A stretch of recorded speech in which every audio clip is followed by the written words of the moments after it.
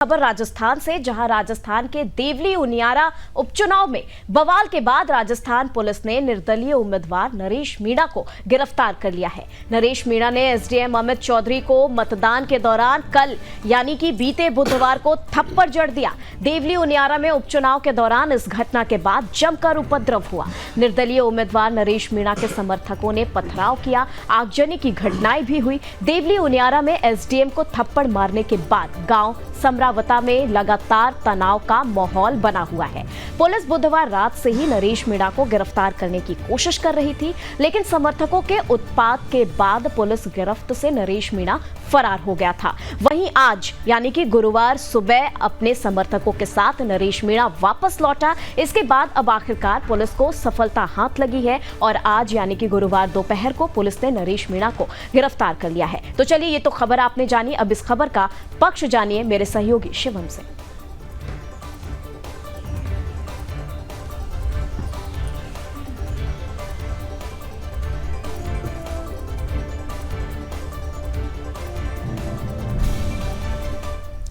तो कल राजस्थान के टोंक जिले में देवली उनियारा विधानसभा सीट पर उपचुनाव की वोटिंग के दौरान जमकर बवाल हुआ था, जो रात भर चला।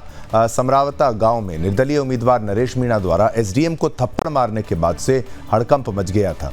इस घटना के बाद स्थानीय ग्रामीण आक्रोशित हो गए। यही नहीं, इस घटना के कारण मतदान के बाद पोलिंग पार्टियों को जबरन रोकने की कोशिश भी की गई थी। वहीं जब पुलिस ग्रामीणों को रोकने गई तो पथराव की स्थिति बन गई। इस पर जवाबी कार्रवाई करते हुए पुलिस को आंसू गैस के गोले छोड़ने पड़े और गुस्साए लोगों ने भी तोड़फोड़ करनी शुरू कर दी, जिसमें सरकारी प्रॉपर्टी को भारी नुकसान पहुंचा है। इस घटना में एसपी विकास सांगवान की गाड़ी भी तोड़ दी गई। वहीं अब नरेश मीणा की गिरफ्तारी के बाद टोंक के एसपी विकास सांगवान ने कहा कि हमने उनसे कहा कि कानून को हाथ में ना लें और अपने आप को समर्पित कर दें। उनका मन नहीं था, लेकिन उन्हें पुलिस के आगे झुकना पड़ा। चलिए, पुलिस के आगे झुकना तो पड़ा। खबर जानी, पक्ष जाना, अब विपक्ष जानिए विकास से।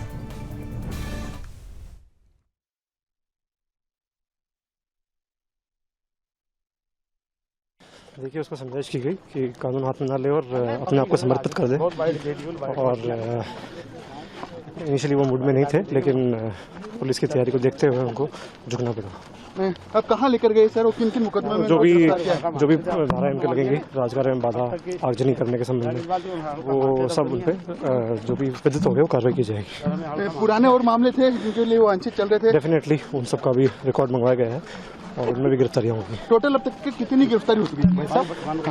काफी डिटेल में 50-60 लोग डिटेल में, बाकी आगे जो भी इसमें एक्चुअली इन्वॉल्व होंगे उनकी गिरफ्तारियां की जाएंगी। तो आइए इस खबर के विपक्ष की बात करते हैं, जहां टोंक थप्पड़ कांड में राजस्थान की राजनीति में भूचाल आ गया है। अगर बात की जाए तो यहां की राजनीति इस समय फुल गर्म नजर आ रही है, क्योंकि एक तरफ कांग्रेस नेता अशोक गहलोत ने इस घटना को दुर्भाग्यपूर्ण बताया, वहीं नरेश मीणा को करणी सेना की ओर से समर्थन मिल रहा है। करणी सेना के अध्यक्ष महिपाल सिंह मकराना ने चेतावनी दी है कि अगर नरेश मीणा के खिलाफ एक तरफा कार्रवाई होती है तो इसका विरोध करेंगे। उधर उनके समर्थन में सड़कों पर भी लोग उतर आए हैं। वहीं कांग्रेस नेता अशोक गहलोत का कहना है कि कल जो घटना हुई है वो दुर्भाग्यपूर्ण है। अब कल की घटना के बाद सरकार की विश्वसनीयता बची है क्या, ये एक बड़ा सवाल है। शासन की अगर बात की जाए तो तब अच्छा होता है जब शासन में विश्वसनीयता बची हो। एसडीएम स्तर के अधिकारी को थप्पड़ मारने की स्थिति आखिर बनी ही क्यों, ये सबसे बड़ा सवाल है। कल की घटना बड़ी दुर्भाग्यपूर्ण घटना है।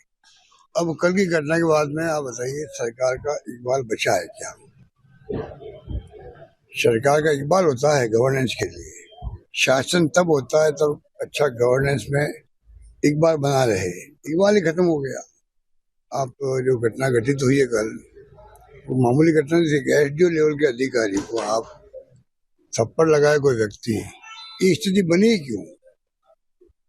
और इतनी हिम्मत क्यों हुई किसी की? तो कहाँ सरकार का इकबाल है? हम बार बार सरकार को कहते हैं आप गुड गवर्नेंस दो, पूरी प्रदेश की जनता का भला हो। हम आलोचना भी करते हैं तो उसको सकारात्मक रूप में लेना चाहिए। और अगर बातों में दम नहीं है, हमारी बातों में, आप खंडन करो। दम है तो सुधार करो, जनता का भला हो। यही तो डेमोक्रेसी में होता है।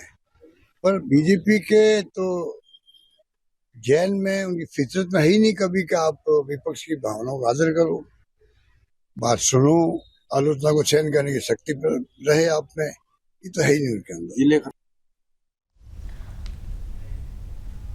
तो चलिए राजस्थान के इस थप्पड़ कांड पर अब सियासी रंग भी चढ़ने लगा है।